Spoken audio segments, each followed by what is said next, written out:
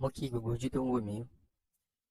Fídíò tí ẹ fẹ́ máa wò yìí, òun náà ni arákùnrin Abdulrahman tó pa girlfriend ẹ̀ tó kún wẹ́lẹ́wẹ́lẹ́, tí ó invite girlfriend ẹ̀ wá sílé, ìyẹn Hafsat, láti wá yọjú sí tó sì mú tó sì kún wẹ́lẹ́wẹ́lẹ́. Ẹ máa gbọ́rọ̀ lẹ́nu Abdulrahman fúnra ẹ̀ àti bàbá Hafsat pẹ̀lú ọ̀rẹ́ Hafsat tí Hafsat wà pẹ̀lú ẹ̀ kó tó di pé ó lọ sí ọ̀dọ̀ boyfriend ẹ̀ níjọ́ yẹn. Ẹ máa gbọ́rọ̀ lẹ́nu gbogbo wọn. Ẹ wá jọ̀ọ́, ẹ má kàn wo fídíò yìí lásán, ẹ bá wa like ẹ̀, kí ẹ bá wa share, kí ẹ comment. Ètò dẹ̀ ṣe pàtàkì, ẹ jọ̀ọ́ ẹ bá wa subscribe sí channel wa Ọláskí TV. Ẹ jọ̀ọ́ ẹ bá wa subscribe sí.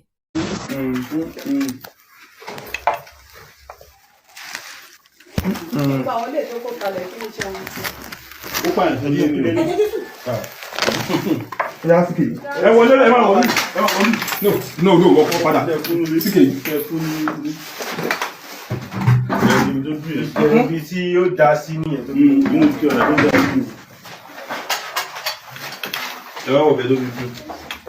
Ẹ wọlé Ẹjọba wá ṣá. àdá tó fi dùn ni. A máa gbé tébù. Orí tébù yìí ló gbé lé.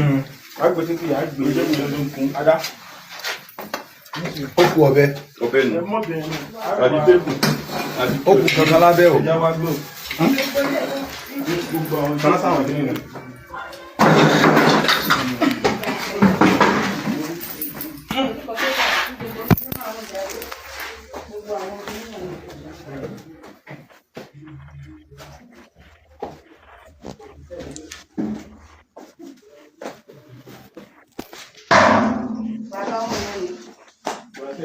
Ṣé bàtẹ́ yìí? Bọ́dà.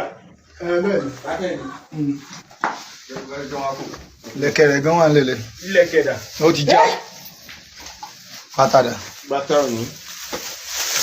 Ẹkú bàtà. Gbogbo kíní wọn ní kẹ́kọ́ àti kọ̀ìkan ṣe yẹn pátápátá. Gbogbo àwọn ilé. Mo ló kọ́ ẹ̀sìn. Ilẹ̀ kẹ̀dà. Lẹ̀kẹ̀ ni ó ti já sílẹ̀ lẹ̀. Ó ti já sílẹ̀ lẹ̀. Ẹ máa fídíò.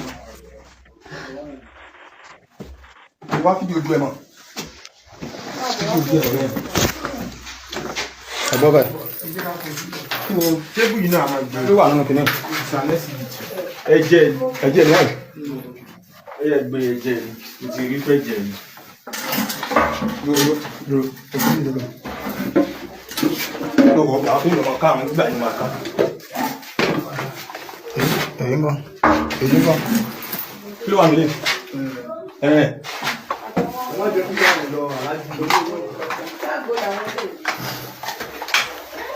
Ìyá yóò gbọ́dọ̀ lọ. Ẹ̀wọ̀n nìyẹn. Ọwọ́ ẹ̀ ni. Ara ọwọ́ ẹ̀ ni.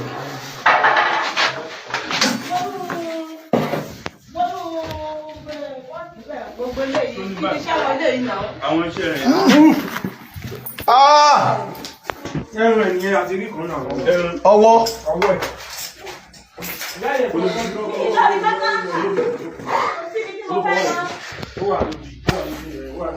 Ìwọ bá mi ṣe fídíò kìíní.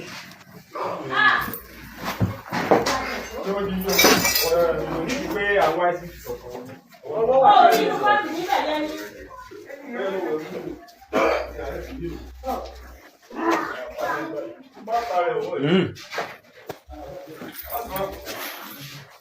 That is we are let's do the normal come on officers, let's do the normal searching. Please, let's do the normal searching now. You have seen what you want to see, but let's do the normal searching. Yeah, normal searching. Ẹ wo, a páàkì. Àfà, a páàkì gbogbo inú bíbá. Yeah, that is what normal searching now. What do you mean by normal searching? Kí ló kọ́ mẹ́lẹ̀? Kí ló kọ́ rẹ̀? Afsa. Kí ló pa ẹ̀kọ́ lójó fẹ̀rẹ̀ rẹ̀? Bọ́lá sí mọ́.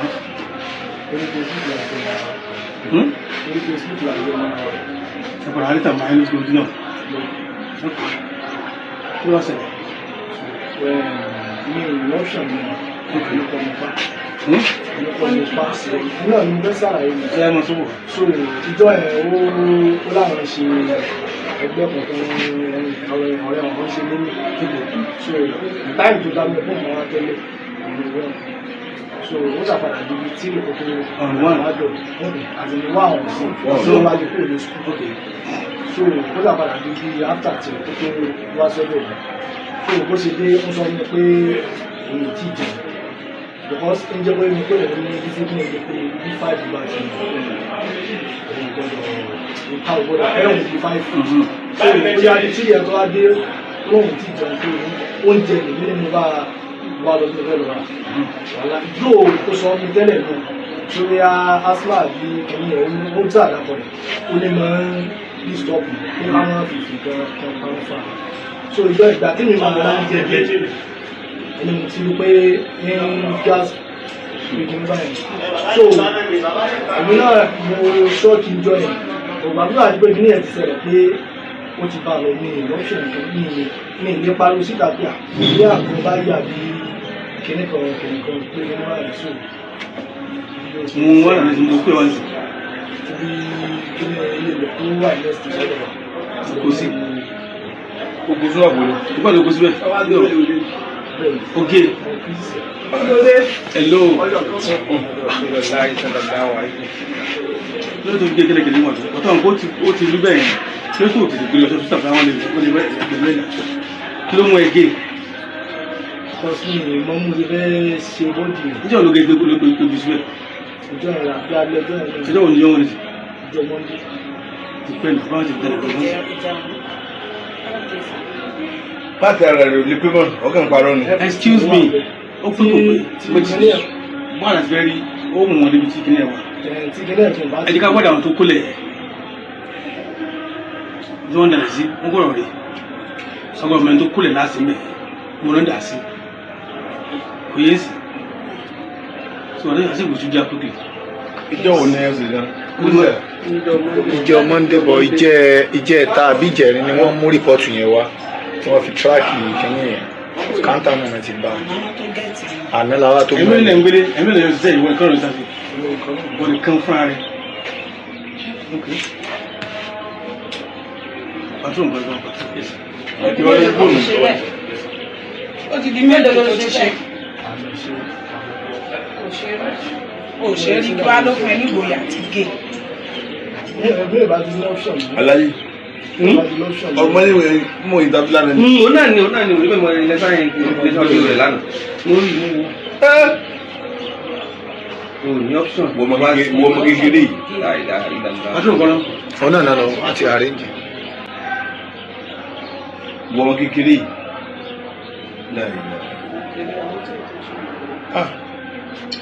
Ẹbí ẹ̀ wá rí ọjọ́ ọ̀jẹ̀ ọlọ́dọ̀. ọmọ àtàlẹ̀ kòtò Nítorí iná ni mo. nílé Alégẹ lẹ́yìn ìgbà yìí. Ilé alẹ́gẹ̀ ni. Onísàlẹ̀ kò sí. Olúkọ yín sàmù. Olúkọ yín gbà. Dìísì. Jẹ́ òun dáadé ní sí. Wọ́n lè kára ní Nígbà. Wọ́n mẹ́ ẹ̀kọ́.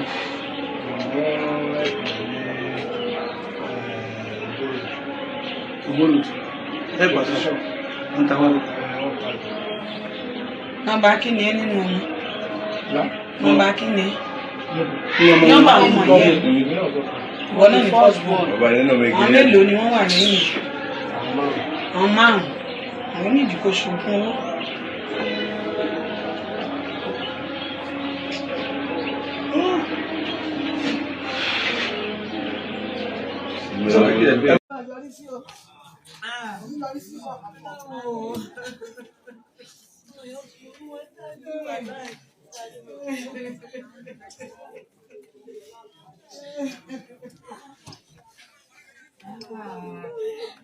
títí bá a ti ń sọ̀rọ̀ yìí ó kàn àwọn remaining parts kan la kàn rí and àwọn police take picture ẹ̀ pẹ̀lú àwọn evidences tí wọ́n rí fóònù ẹ̀ méjèèjì ó wà ńbẹ̀ bàtà ẹ̀ ó wà ńbẹ̀ mo dá pé kíní lélè tọmọ mi gan tọ́ níbi ọwọ́ tí wọ́n rí lélè yẹn náà ló sì wà ńbẹ̀ so they took his picture with the evidences.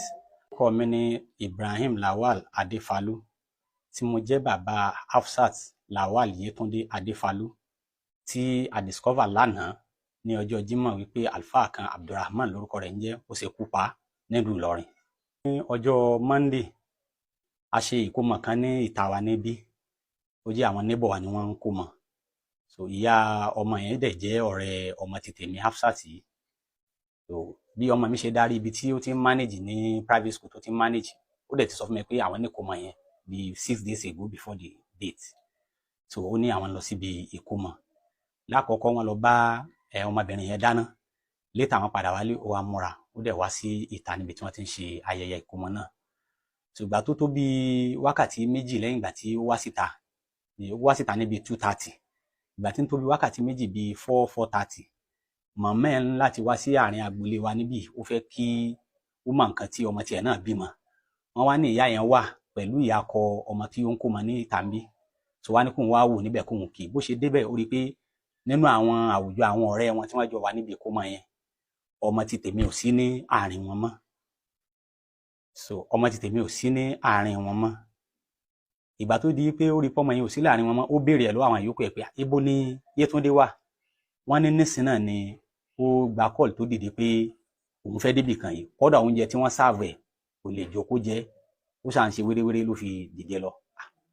Ìyá ẹ̀ wá dé inú ilé, ó sá sọ fún mi pé ọmọ yìí pé òun ò bá níta láàrin àwọn ìyókù ẹ̀, kí ló ṣẹlẹ̀ mọ́ ni ibo ló lè lọ tí ò dágbére fún wa, kò síbi tó máa ń lọ tí ò kì í dágbére fún wa. So ó ṣe di pé mo ṣáà try nọ́mbà rẹ̀ nìyẹn. Mo rò pé ọ̀rọ̀ ìdìde rẹ̀ ní bí ó ti tó bí between 20 and 30 minutes. So mo ṣáà try nọ́mbà ẹ̀ dẹ̀ ring. Mo suspect pé by nǹkan tó ṣẹlẹ̀ lánàá, mo rò pé ọmọkùnrin yẹn náà ni ò jẹ́ kó gbé call, àbí kó já sí pé ó ti ṣe é ní sùtá, kó já sí pé bóyá fóònù yẹn ring, so kò rí gbé lọ́dọ̀ ẹ̀.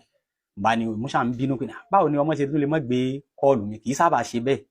Tí n bá pè ó máa gbé call mi lọ́wọ́ kan ni, tó bá dẹ̀ rí call mi tí ò bá rí gbé á pè mí padà, tí ò bá lówó lórí ẹ̀ á flash, mi rí flashing títí mo ní ó dé ok tó bá dé ó máa wá bá mi. So ìgbà tó di bí 6:30 to 7 ni màmí ẹ̀ tó rán mi létí pé kí ni nǹkan tó ń ṣẹlẹ̀, àmọ́ rí ọmọ yìí. Mo ní báwo ló ṣe wá jẹ́, bá tuntun nọ́mbà ẹ̀ mú, mo tuntun dial. Ìgbà tí màá fi dial ní around that 7, ó di pé fóònù ẹ̀ ti wà switch off. So bá a ṣe rí kọ́ọ̀lù ẹ̀ pè mọ́ nìyẹn. Asa ń wọ́ndà pé ọmọ tó yẹ pé òun àti ìyá ẹ̀ wọ́n ṣàwàdà nílé kó tó di pé ó jáde nísìn, kí ni nǹkan tó wá lè ṣẹlẹ̀, kò báwọn àbúrò ẹ̀jà kálá bá wí ni, kò ṣe àwa náà ká ní ìbáwí ló ń sá fún. Ok ẹja ní sùúrù, bọ́yọ̀ kan náà àwọn ọ̀dọ̀ àwọn sísà mi ni ó lọ, àwọn tí wọ́n wà nílọrin. So mo ṣáà ní sùúrù pé màá rí kọ́ọ̀lù tó náà mi rí, wọ́n láti pè wọ́n hello, kí ni nǹkan tí ń ṣẹlẹ̀, yìnyín rí Yétúndé ní ilé wọn ni níbo ló lè wá lọ. So bí kálukú náà ṣe bẹ̀rẹ̀ sí bá wà ní ládùúgbò nìyẹn. Kódà ọmọkùnrin tí ó ń fẹ́ tó dàbí àfẹ́sọ́nà ẹ̀ tó sọ fún wa pé tó ń fẹ́fẹ́ nìyí, a ti sọ fún un pé kó sọ fún ọmọ náà kó yọjú sí wa ńlé, léyìí tó fi hàn wáyé pé ní àti kìí ṣe pé kò sí mọ́fẹ́ lágbájá àbí fẹ́ lágbájá ń bẹ̀ tá a lè ní náà ló lè kú nílé. So gbogbo àná àti bọ́ọ̀ náà ọmọ àdúgbò náà ni bọ́ọ̀ náà Lukman by name, gbogbo àná àjọ ń ṣe alamí ẹ̀ káàkiri lálẹ́ ọjọ́ yẹn. Àṣà ní òkè ẹja ní sùúrù dàárọ̀, bóyá ó pẹ́ níbi tí ó lọ, ó lè padà darí sọ́dọ̀ àwọn ọ̀kan náà àwọn sísítà mi náà pé ó máa rán wọn lẹ́lẹ́bẹ̀, torí ẹ̀ náà máa ń wáyé bẹ́ẹ̀ tọmọ bá ṣẹ̀ àṣà wá àwọn tí ó bá bẹ ẹ̀bẹ̀. So títí àárò oorun yẹn sùn náà mọ́jú, tá a bá ti gbọ́wọ́ ẹsẹ̀ lóru báyìí táwọn ọlọ́dẹ wa gan bá ń kọjá, àárò pípé òun ló fẹ́ wá kanlẹ̀kùn ni. Ìgbà tó di láàárọ̀ tá a rí, mo ṣáà wọ́n ti sọ fún dáàdì wa ní old man mi lókè pé awáyé tó dé ní alẹ́ àná àrí nǹkan kan, wọn náà sáà wá sálẹ̀ láàárọ̀, kí ló ṣẹlẹ̀? Àní ok kí ni nǹkan tí a rò pé a lè ṣe? Wọn á ní ok á lọ sọ fún, á lọ sí police station. Àwa láti ẹ̀sọ́ wọn á lọ sí police station. Àwọn advice wa tọ́lọ́ ti ṣe chairman PCRC rí ní Sùúrùlérè B division pé ó máa tó bí 24 hours kí wọ́n tó lè declare ní missing, pé ká jí ó pé bí 24 hours. Tó bá pé 24 hours tá a bá wá gbọ́ mo kọ́ ẹ̀, so a lè wá lọ sí police station nígbà yẹn. Ṣùgbọ́n tó di bí 24 hours bí between 4-4:30, so bá ṣe gbéra ni a bá lọ sí C division of Nigerian Police ní Ọjà Ọba. So àdẹ̀bá the woman on the counter a sọ fún ẹ pé nǹkan tí ó ṣẹlẹ̀ rí pé a fẹ́ report to missing girl. Wọ́n wá ní ó ti tó gbà wá ní báyìí ó ti pé bí 24 hours. Wọ́n á ní ok àwọn náà wọ́n advice wa pé ká ṣe tracking. So tracking tá a wá ṣe yẹn òun ló bí bó ṣe di. Ó sọ fún wa tọ̀ àmọ́ nǹkan tá a lè ṣe á sàmọ̀ pé Ọlọ́run bẹ ìjọba náà dẹ̀ wà. So èrò wa òun náà ní pé bí a ṣe máa rí dájú òdodo gbà, kíjọba bá ṣe gbogbo tí wọ́n bá lè ṣe within their capacity láti rí i pé a get judgement lórí ọ̀rọ̀ ikú ọmọ wa yìí Hafsat. Orúkọ mi ni Falilat Abdulhafiz tí mo jẹ́ ọ̀rẹ́ tímọ́tímọ́ Yétúndé Lawal Hafsat. A jọ parí iléèwé papọ̀ ní ọdún 2023 ni. Kódà ó ṣẹ̀ṣẹ̀ gba èsì rìsọ́ọ̀tì rẹ̀ ní oṣù tó lọ January ló ṣẹ̀ṣẹ̀ gba rìsọ́ọ̀tì rẹ̀ jáde. Ọ̀rẹ́ tèmi ló jẹ́, a sì jọ wà ní ibi ọmọ yìí náà ni kó tó di pé ó lóun ń jáde. Kódà a jọ dá iná ìyá ọlọ́mọ tán kó tó di pé a jọ wá síbi ìnáwó. A jọ gbéjó tán tá a ṣe gbogbo nǹkan tá a fẹ́ ṣe tán. Ó kù ká jẹun, ló lóun ò lè dúró jẹun. Wípé òun ń kánjú òun lọ ibì kan lọ́jọ́ yẹn tó fi wá jáde. Púpọ̀ ẹ̀ náà ni mọ́mì rẹ̀ béèrè lọ́wọ́ tèmi pé níbo ló wà? Mo sì ló lóun ń jáde ni. Tó wá di pé ó di alẹ́ ọjọ́ ọ̀hún, ó tó wá ní kì í tíì wọlé tá a fi wá ń wá kiri láti ìgbà náà títí di àná tí mo wá gbọ́ wípé wọ́n ti rí Yétúndé àmọ́ òkú rẹ̀ ni wọ́n rí. Tán ní lágbájá Abdulrahman láti ìdí sí ọmọ ìsàlẹ̀ kòtò ló ṣekú pa á. Kí wá ní òkú rẹ̀, níbo lòkú rẹ̀ wà? Wọ́n ló lóun ó ti bọ́chà rẹ̀, gbogbo páàtì rẹ̀ wọn ò rí ọ̀pọ̀lọpọ̀ ńbẹ̀ mọ́. Díẹ̀ náà ni wọ́n rí nínú àwọn ẹ̀yà ara rẹ̀. A sì wá bẹ orílẹ̀-èdè kó dákun torí àìmọye ẹjọ́ tá a ti gbọ́ báyìí lóríṣiríṣi kéèsì tí kò níyanjú tọrọ pé wọ́n padà sọ ẹni náà lẹ̀ tí ó tún padà mọ́ rìn.